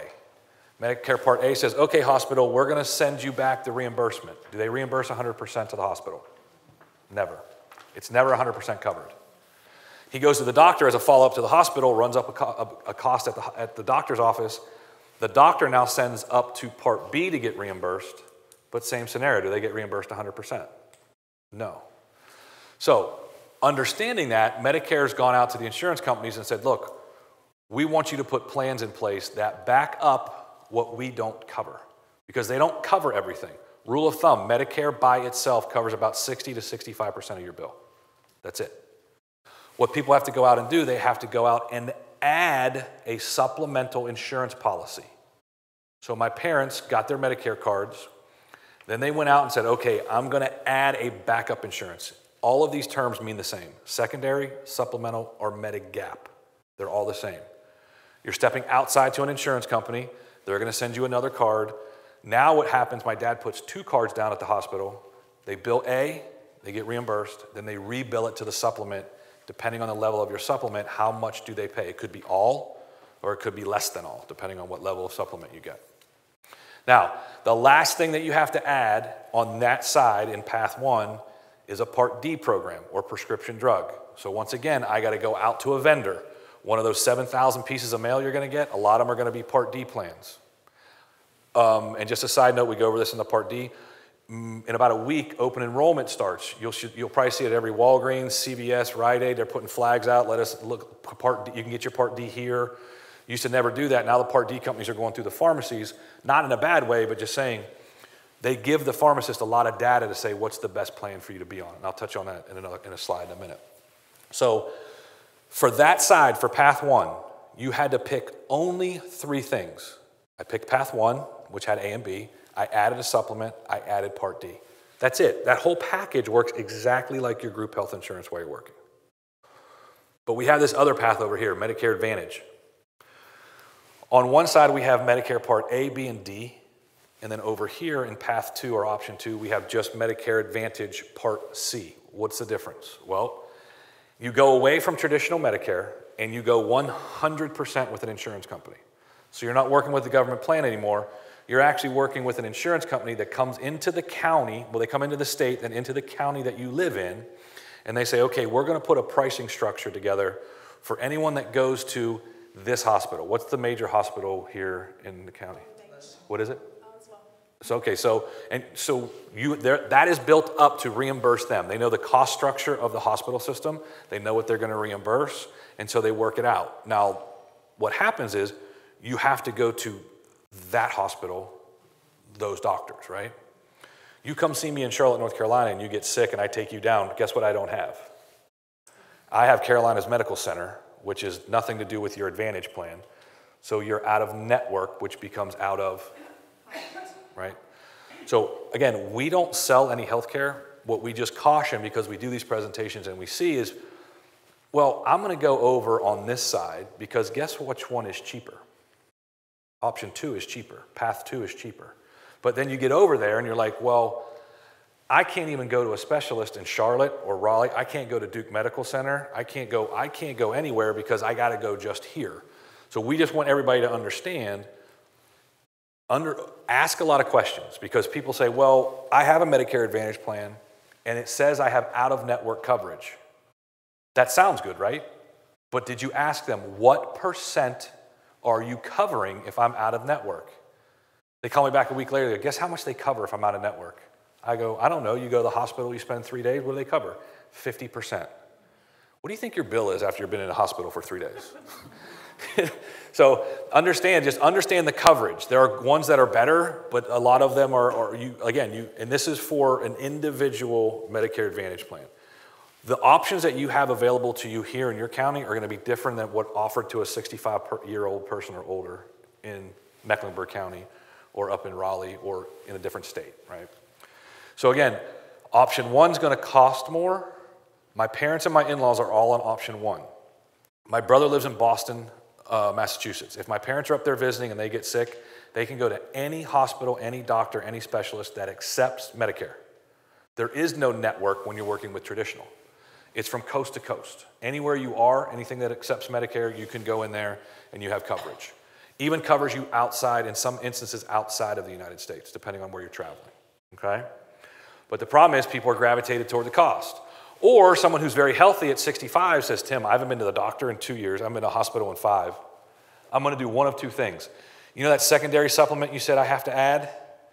I'm not going to use it if I pay for it. So what I'm going to do is I'm going to add it when I what? When I need it. Do you know when you need it? When you're in the back of the ambulance going to the hospital and you're like, crap, I didn't sign up for that, right? They also say I don't take any prescription drugs, so I'm going to wait on both of those. I'll just add them when I need it. That's one scenario. The other one is, hey, I'm going to go over here to this Medicare Advantage plan because it's really cheap for right now, and then when I get sick, I'm going to do what?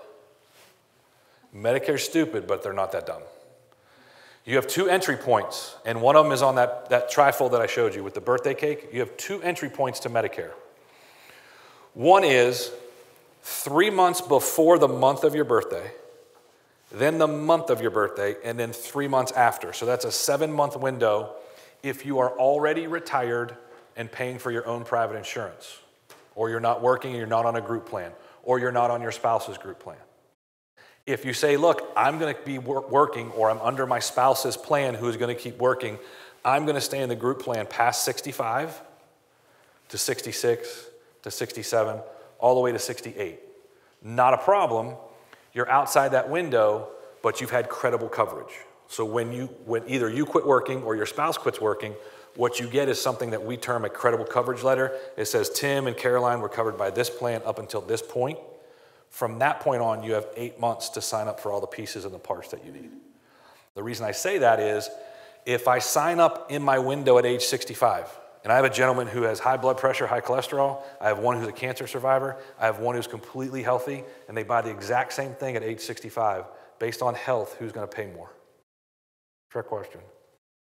They can't ask you anything. They can't ask you any underlying healthcare question at all. None. It's guaranteed issue, no underlying health. Literally, people that are going through chemo can go, trying to pay for it out of pocket, can go get on Medicare, and they're automatically approved. They cannot deny you. The only thing you can get denied for is renal disease. That's it. After that, if you're going to work, it's the same scenario. I missed my 65 window. I come all the way up to 68. Now I have 8 months to enter with no underlying healthcare questions, guaranteed issue. 2 very important things. Because again, because we have to add pieces and parts, or we have the ability to jump from one side to the other, people say, well, I'm going to do this for a while.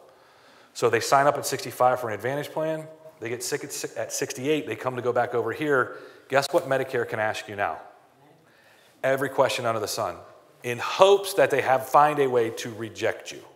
Even though people say, well, I'm on Medicare, so they can't deny me. No, you're on one side of Medicare versus the other. Very hard to go from Advantage over to traditional. Easier if you're on traditional to drop over to Advantage. But again, people do not do this every year. You can't do it, right? Any questions on that scenario at all? Let's talk about Medicare Part A real quick. Yeah, I'm sorry. Yes. You had mentioned something about you're covered under your employer or some type of coverage even up to your 68. Yep. That includes both A and B? Yeah, so if I'll go through this, I get this question a lot. So you're working here or wherever, and you're turning 65, and you get in the mail, this is another thing you folks will get, you get in the mail that says you must sign up at 65 or you're going to be penalized. Right. They have no idea you're working. So it's a default functional letter that says, hey, you're 65, you only have 7 months to sign up. If you don't, we're going to penalize you. Well, you work however long you want to, and then they come back and say, you're 68, you're going to sign up, we're going to penalize you. You're going to say, no, I'm not, because I was covered and I just quit last week. You have that ability to tell them, I didn't need you because my employer had my insurance. The problem comes when somebody misses their window at 65, they have zero coverage, they're healthy, and at 70 they say, I'll turn it on now. What was that letter called? We've had people call it a credible coverage letter. I don't know, are you familiar with? But what it is, and some companies or some entities will have a default that'll go out to everyone over the age of 65 every year. But basically what it's going to state is going to have you, the fact that you're employed, the plan number, and at whatever time you stop, it'll tell when your coverage stopped. Okay? Medicare Part A. Again, why is having all these pieces together at the same time important? You don't want to add the supplement until you need it. You're in the back of the ambulance, you go into the hospital, you put down your Medicare card, they're going to ask you, do you have a supplement card or do you have secondary insurance? You're going to say, I don't. They're going to say, okay, no problem. Just understand that you have a deductible of $1,340. How fast will you rack that up in the ER? Minutes, right? Quickly. Now, if you had a supplement card and you put it down right behind your Medicare card, guess who pays the $1,300? Because you have them together working in tandem. The actual cost for Medicare Part A per person per month is zero. You don't pay for that. The reason you don't pay for it, every tax that you see on your paycheck for your whole working career, that's prepaid and been drawn out to fund Medicare Part A. So literally when we do the calculation, as long as you tell me you have a supplement, I'm going to tell you you have zero cost for Medicare Part A. It's not free, but it's zero. Okay? Any questions on hospital? Let's jump over to Medicare Part B. This is where people get a little confused because they're like, well, I heard it's $134 or $95 or $187 because it varies, because what they do is they actually look at your tax return. So everybody in 2018, they're looking at your tax return from 2 years ago in 2016. What they then do is say, okay, what I'm going to do is I'm going to put you over this chart. If you're an individual making $85,000 or less in income, now this is tax return, so this is going to include pension if you withdraw from savings and your Social Security. So if you're an individual and you go over $85,000, you will not pay $134, you will pay $187, $267, all the way up to $428. Slide over to the middle, it's if you're filing jointly, doesn't matter whose income it is, if the household is under $170, you're at $134. If the household goes over $170, then you're going to default to the higher numbers. Does that make sense? This is not new tax law numbers. This is just Medicare saying, hey, if this is your income, we are going to upcharge on Part B. Now, the reason I tell you, everybody, this is you could have something that will spike your income for 1 year. You could sell a piece of property. You could sell a house based on the taxes. You could inherit something. You could completely get freaked out by the market or whatever savings you have, and you say, hey, I just want to take a bunch of stuff out, and I want to put it under my bed. That's going to create additional income, right? It may spike you up for 1 year. The way people usually see this, if I'm on Medicare and I'm on Social Security, how is Medicare Part B paid for?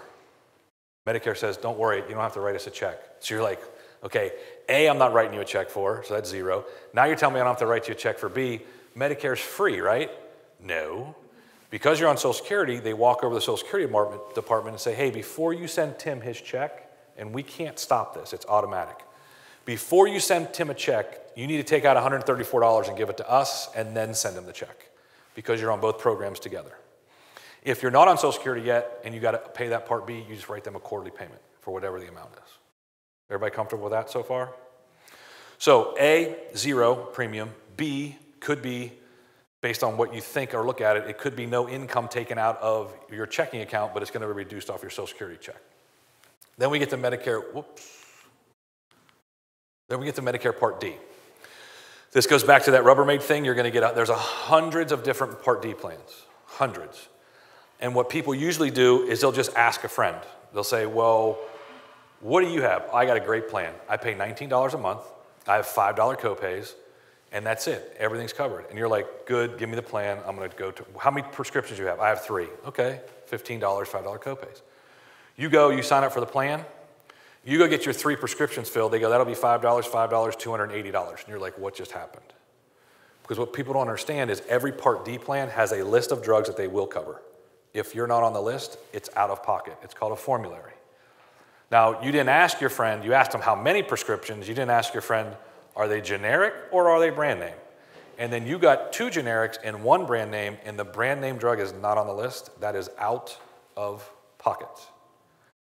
Now, understanding that, understanding the fact that our conditions will change year over year, we get sick, doctors will put us on something. It could be a long course, it could be a short course, but the prescription drugs that we take over our retirement as we get older, it's going to vary. You have the ability to change your Part D plan every single year, as long as you have a Part D plan. So my parents are on 2 different ones, right? So if you look back and say, well, the plan that my dad's on right now was not the plan he was on, because he's 75, was not the plan he was on 10 years ago. As his condition got worse, he went on a different, his condition got better, he went to a different one. Because you want to monitor this. Now, if someone does not have a Part D plan, Tim, I'm 65, I don't take any prescriptions, I haven't for the last 10 years, I'm going to wait until I need it. So they wait to add Part D, they turn 70 years old, they get sick, they go to the hospital, doctor says, I'm going to put you on these 3 prescriptions. He goes, whoa, wait a minute. Let me call some Part D companies and see if I can sign up. Will they allow him to sign up 5 years later? They're like, yeah, come on, because here's why. They're going to penalize the heck out of him. The penalty works like this. They're going to charge you 1% for every month you didn't have coverage. Never took a prescription drug, completely healthy for 5 years, but never paid for Part D coverage. Now at 70, he wants to turn it on. He's going to go find the plan that best fits him, add 60% in penalties to that forever. So that's why we talk about how important it is if you have the package working together. If you go back to your scenario, if you work here or anywhere till you're 70 and you go enter for the first time, no questions, no penalty on Part D, no questions on your Advantage plan or anything like that. So I keep stressing those 2 entry points. Is everybody comfortable with that?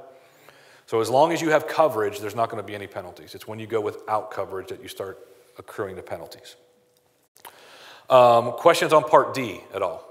And remember, as I mentioned, October 15th of this year is when open enrollment starts. So you'll see stuff coming all over. You'll see ads all over TV and everything. Yes? Now, as of December 31st of this year, I will no longer have health insurance because I'm retired. But I've already signed up. I did the before 65, that part. So you're saying that I need a Part D Medicare before I go out? Well, this is what I want. Can you talk to the way it works here as far as the 2 insurances working in conjunction? Different county. Oh, you're at a different county? Different county. So you're going to sign up. So does your county tell you completely, you're 65, you're retiring, you're done? There's no benefit carries into retirement at all? I don't have any benefits. Okay. So you're back to this right here. Which side do you want to be on? Because you still have A and B over here with the Advantage plan, but you're doing that and then you're taking everything else. It's being run by the insurance company. So depends on what plan do you want. Do you want the Advantage plan that gives you just places you can go here, or do you want to go look at flexibility? If you're at flexibility over here, you sign up for Medicare, you get A, you get B. You need to add the supplement, which is one of the bubbles on the page, or the Medigap, and then you need to add the Part D plan. So you have to add 2 things or package it together on the Advantage plan. Does that help? Okay. Any other questions? I Yes. understood you to say that the insurance companies sort of market the pharmacist to help us decide on what plan to go with. Is there any way or any type of literature? I mean, where do you go? The best place to go when we talk about Part D plans, actually the best place to go with any questions on Medicare is their website. Their website is fantastic. It's www.medicare.gov. Everything that we're talking about, Part A, Part B, Part D, and then it'll actually talk about Part C a little bit, but doesn't have everything, and supplements. You can click on the Part D tab.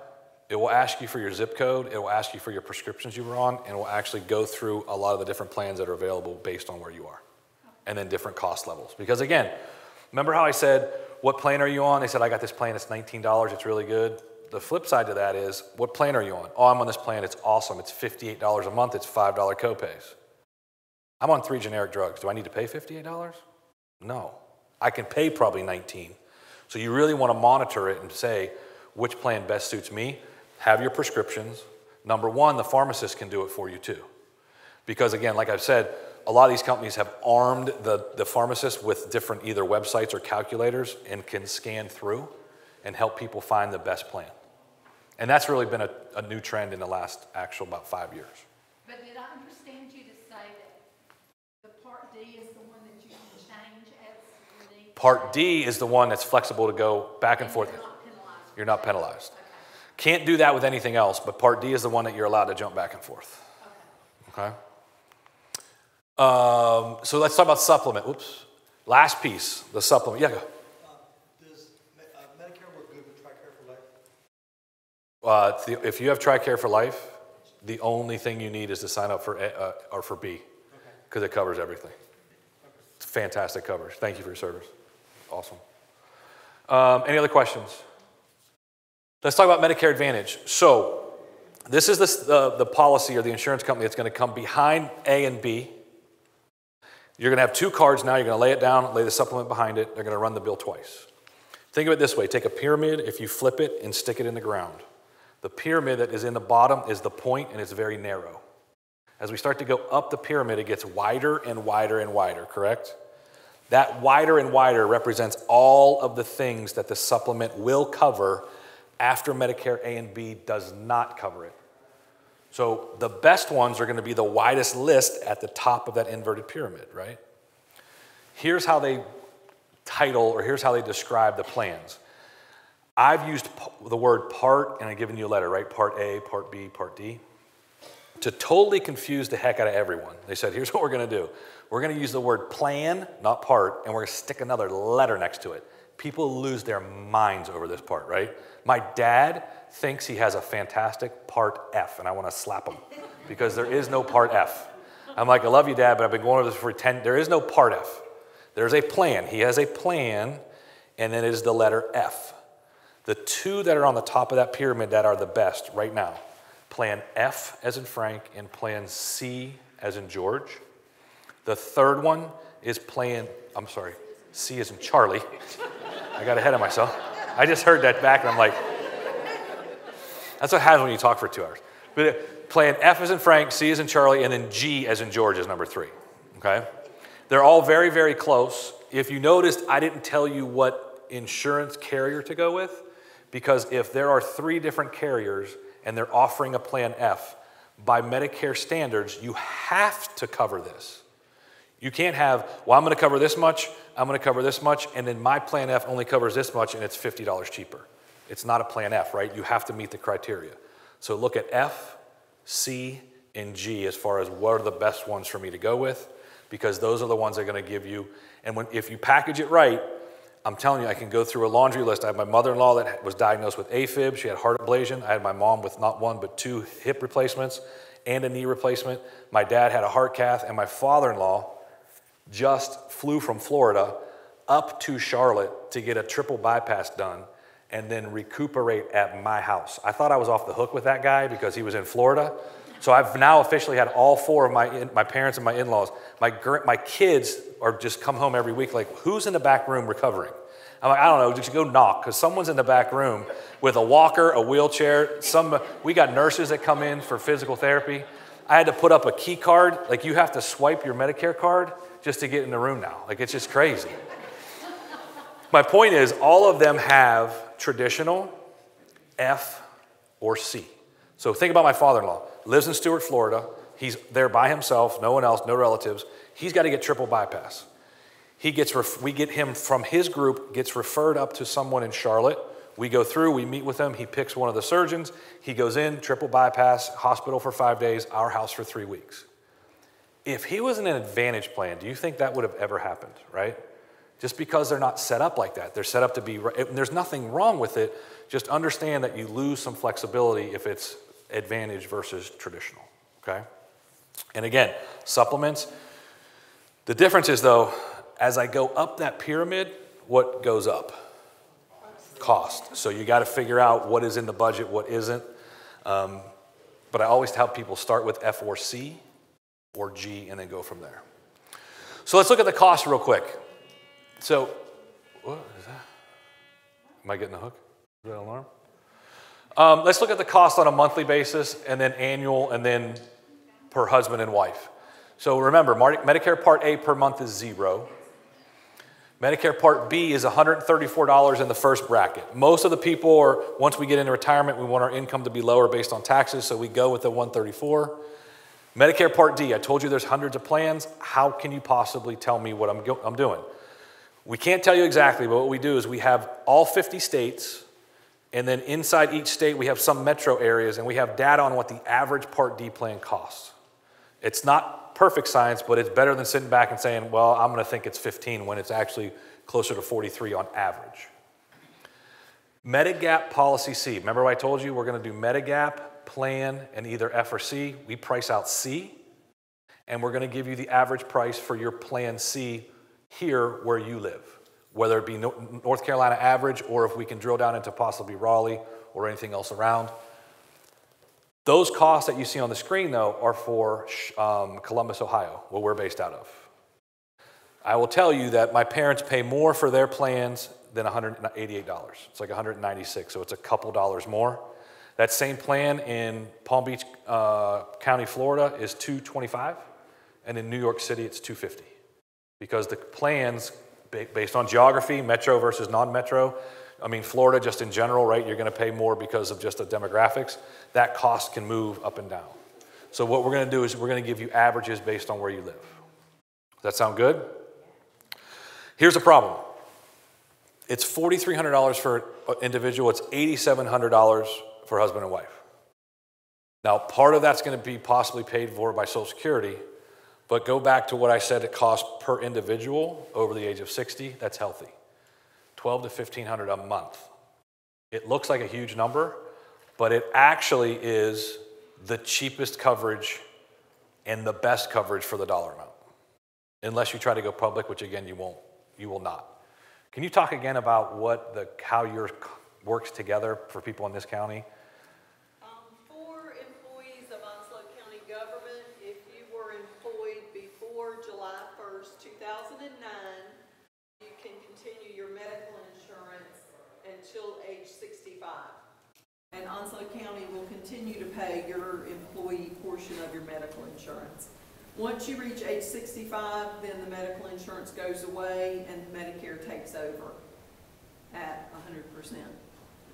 You also have the option to continue your dental and vision insurance. Onslow County will no longer pay the employee portion of your dental insurance, so you would be responsible for paying that full amount. Okay.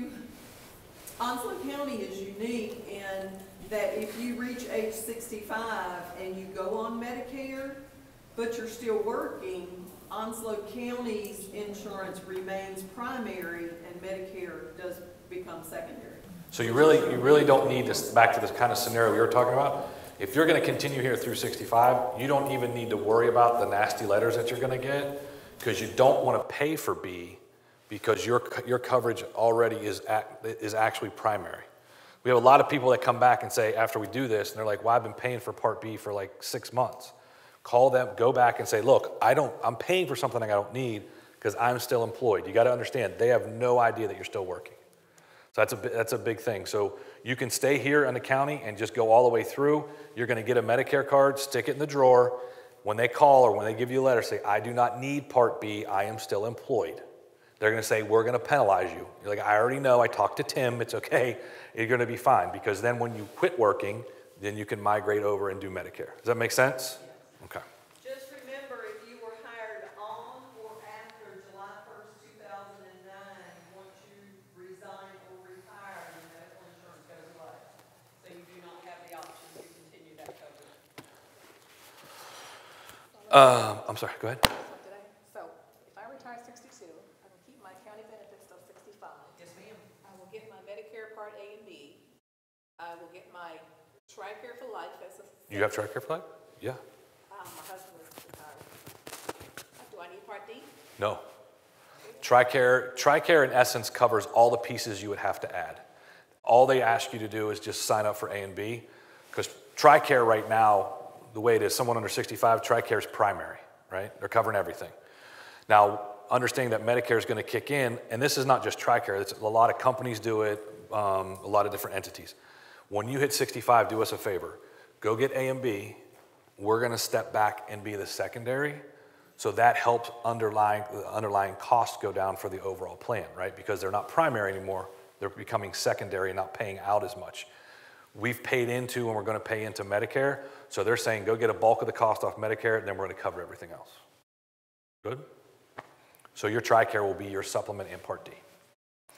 So what can we do for you? Let's, if you guys can open the kit up, I'm going to have you I need you to walk through a couple pieces. In the back folder, when you dig through there, there's something that says be prepared for healthcare cost. I think it's the third piece in there. Again, it's got a staple up in the corner. There's a piece in there about long-term care. Just as a side note, how much long-term care coverage do you get from Medicare? 0. Okay? If that's a concern for you, just so you know, there are 3 ways to pay for long-term care. One is to do nothing and pay dollar for dollar out of pocket. The second is to have long-term care insurance, which I'm paying dollars to make it worth more dollars as insurance works. And then you're going to use the insurance company's money first, burn through that before I have to touch my own. The third one is, well, I'll let Medicaid pay for it. Here's the problem. Medicaid's one of the biggest providers of long-term care, but the people that went into the nursing home were not on Medicaid until what? Until they spent all the money, because you have to qualify. You have to have assets less than $2,000. You have to have income that is below the poverty level. So people say, well, Medicaid pays for it. Yeah, but over 60% of the people that went into the nursing home had assets to pay for it, spent it all, and then qualified for Medicaid. And I'm not trying to scare you, but if you have questions on that, or because, again, 7 out of 10 folks in retirement are going to need some kind of help. Long-term care is another issue that if you have a concern, make sure you talk to someone about it. If you have that long-term care, if you don't use it, you lose it? No. Well, let me say yes, but it depends on, and this is a little side note, which we usually get with long-term care. In the past, when long-term care first came out, everybody said, look, you pay the insurance company, you're going to work, and we'll pay, when you need it, we'll pay you $150, $250 a day towards your nursing home care. The way they set it up is, like life insurance, there's different ways. There's term and then there's permanent. This is permanent long-term care, so you're 55 years old, it's going to cost you X number of dollars a month to pay for the rest of your life to get coverage. Person pays for it for 15 years, dies of a heart attack. The original policies were, well, you paid in, but you didn't use it, but we kept the premium.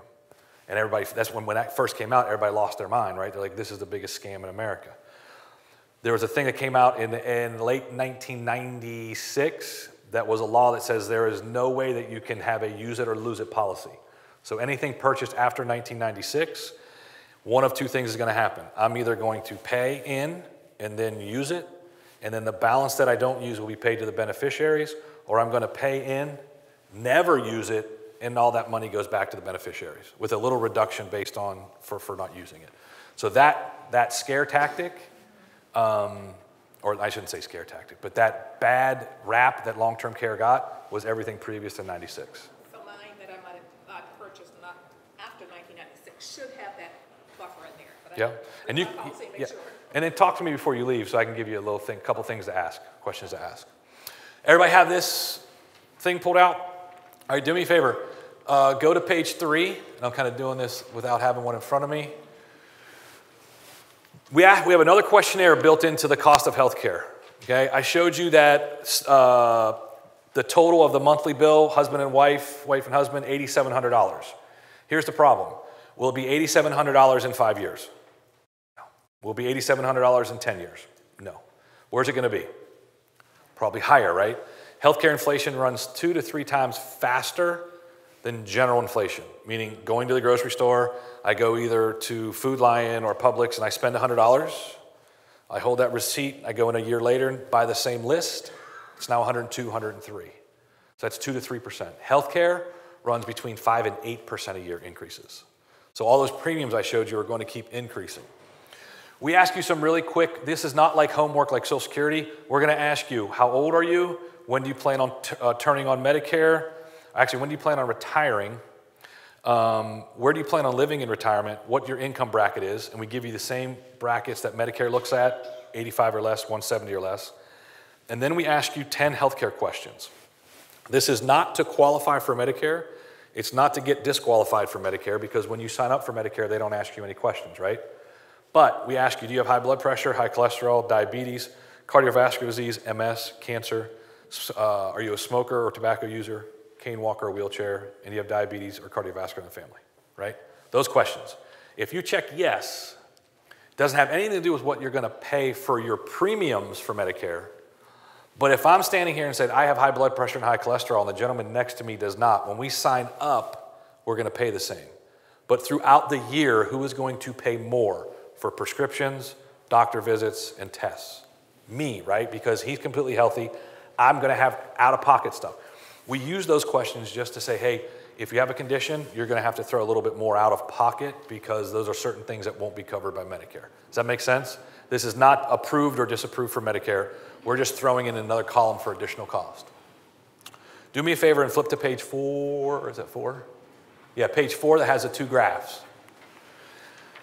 The first one is just a visual one. Like I mentioned, once you start paying, how much is it going to go up? Well, it's going to go up pretty much every year until where you see the green bar pass away. Then it goes back down, but then hers keeps going up, so it's never really going down. The group on the bottom, the block chart, remember how I asked you on the Social Security, how much money do you need to operate your household in retirement, right? Now, I want to take a step back and say, how much money do you need to operate your household in retirement? How much of that number is healthcare? That's a tough question, right? I know we're going to ballpark it. Well, what we live off right now is X, so I'm either going to say X or I'm going to say 80% of X. But remember, once you stop working, the healthcare cost is now shifted over to us. We have to cover more of that, right? Unless you have TRICARE or TRICARE. But a lot of that's going to be on us. So in our budget, we may have to say, well, I thought I needed 40. I actually need 45, because we need an extra 5,000 just to go towards healthcare, because it's going to be that expensive going forward. So what we do, if you turn to page 5, is we basically just say, okay, how old are you now? When are you going to turn it on? Most everybody's going to turn it on at 65 unless you work past 65. Let's project the cost out. What we have today, I'm going to project it out. And just so you don't think I'm making these numbers up, I'm going to spreadsheet everything for you. So what we have here, we have client. I think it says client on one side. Mine says Jim and Linda, but it's client and partner. Every piece that I talked about, Medicare Part A, Medicare Part B, D, supplement, right? It's all lined up under each person. So unless A is free, so we take that one out. Do you need private insurance or Part B? This is what you're going to pay. Where do you live? This is your supplement in Part D. And if you tell me you have a condition, Jim says, yes, I have a condition. I have type 2 diabetes. We are going to add money in the additional cost column. If you look at client, or if you look at partner, or where it says Linda up on the screen, all the numbers are the same until you get to the additional cost column. I think his is around $1,300, hers is around $600. She's completely healthy. Healthy females we take out to age 90. Healthy males we take out to age 84. Because he checked a box, the other thing it does, shrunk his life expectancy from 84 down to 80. Does that make sense? So there's all your numbers. We have an inflation rider on it that's clicking those up every year. So we go all the way over to the green headers on the right. How much am I going to pay total? Remember, these folks are only 60. We're going to push this out 5 years, and we're adding additional cost out of pocket. Jim and Linda, client partner, you're going to be just shy of $13,000, just a little over $1,000 a month, just a little over $500 a month per person for Medicare. Now, people say, that's insane, because Part B is going to be covered by Social Security. And I say, you're right. So what I'm going to do then is move over to the last header where it says total without Part B. The Part B columns that we're adding in are actually going to be covered by Social Security. So if you want to do it this way, you can say, Social Security's paying 2 of those. I'm only going to have to pay out $9,000 5 years from now. that make sense? Not trying to do this to scare you, just trying to get an idea. If you tell me, now a lot of people say, and some of these TRICARE folks are lucky, I want you to tell me, well, which one of those do you want me to not price? You can't go without a Part D, right? You can't go without a supplement, and you can't go without Part B.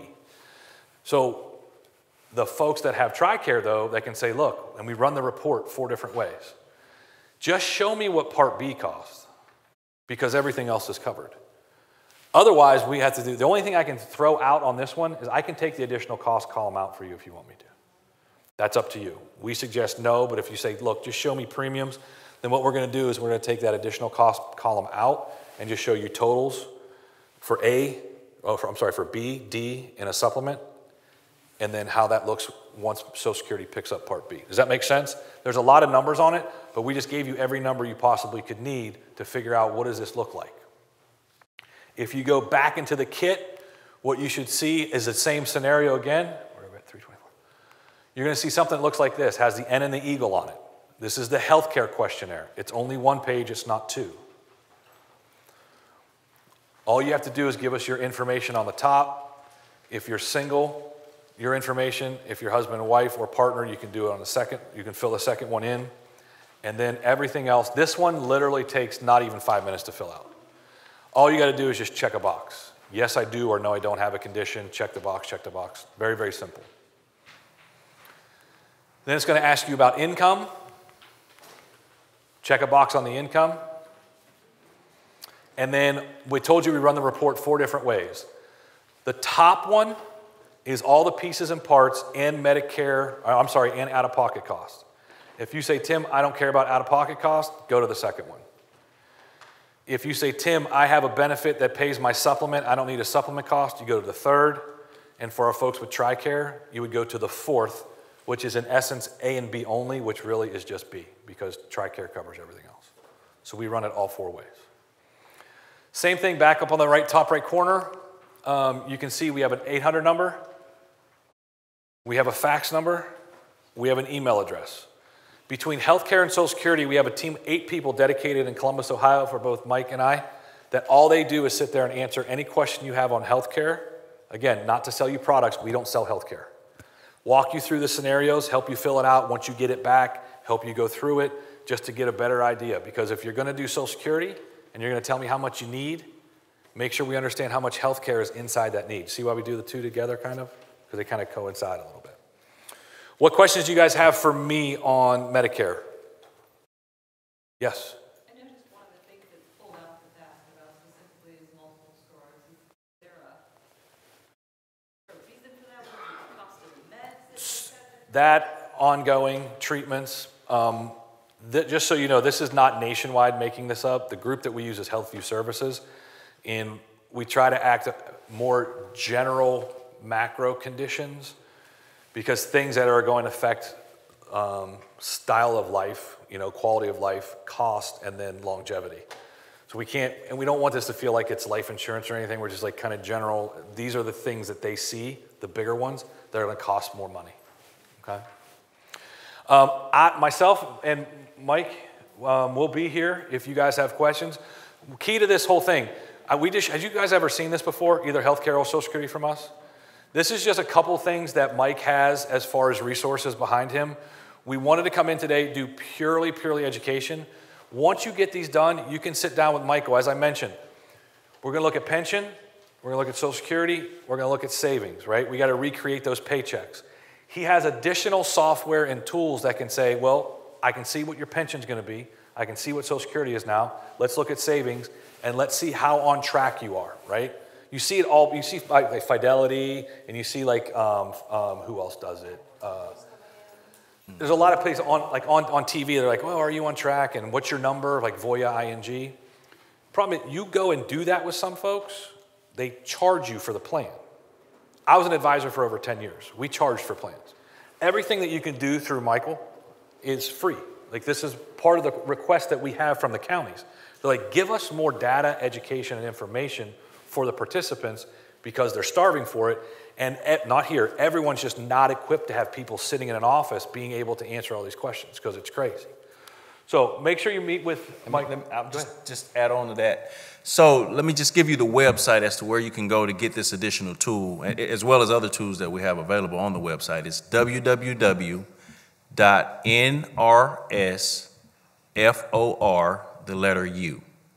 And the name of the tool that Tim is referencing specifically is called the My Interactive Retirement Planner. And again, this allows you to put all this information, it kind of pulls everything together because you've gotten so much information, not only in this session, but throughout the course of the day. This is just a way to kind of put it together and give you and personalize your own roadmap in terms of financial planning or retirement planning. So yeah, if you go to the website, access that tool. Now, if you currently have a Nationwide 457 account, it's going to have the ability to upload your Nationwide account information. So you won't have to go in and manually do anything with regard to your Nationwide account.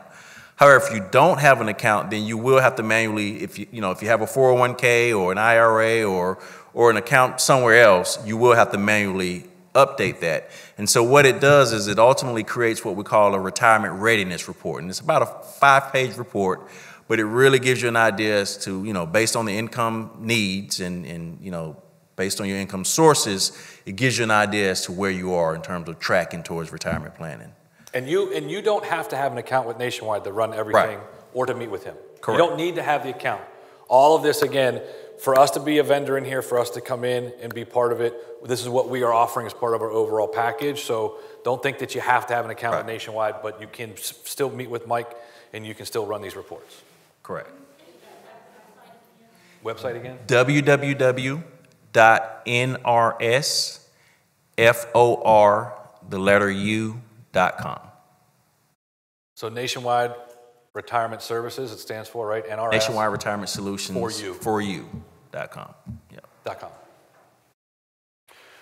Anything else? If there's nothing else, thank you guys for hanging out with us for a long time. I appreciate it. Enjoy the rest of your day.